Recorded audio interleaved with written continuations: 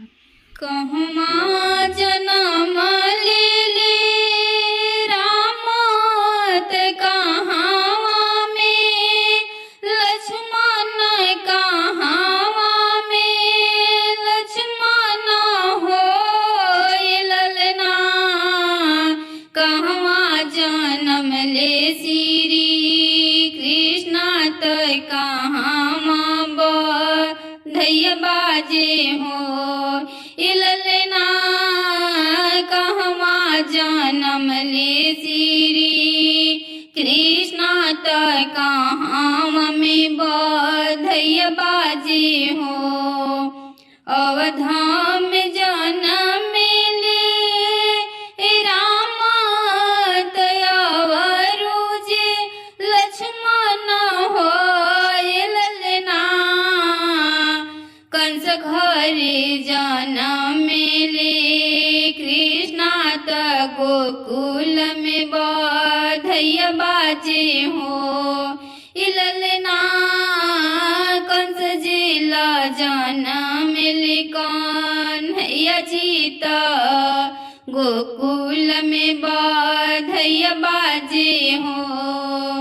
मिलहु सखिया सो लिहार मिली जुली चली जाहो सखी हो।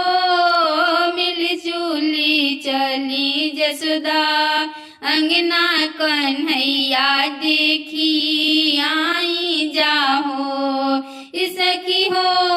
मिली जुली जसोदा अंगनमा कन्हैया देखी आई जाहो।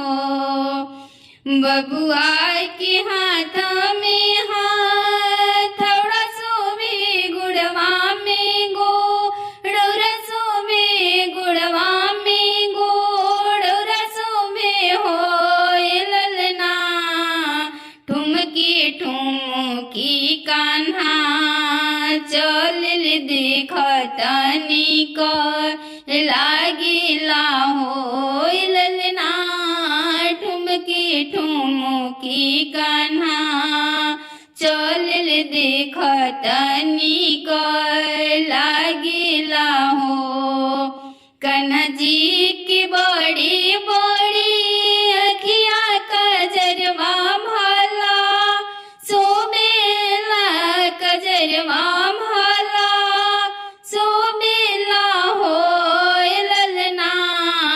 उलटी पलटी कन्हैया ताकिल देखतनी कर लागिला हो ललना। उलटी पलटी कन्हैया ताकिल देखतनी कर लागिला देखतनी कर लागिला हो।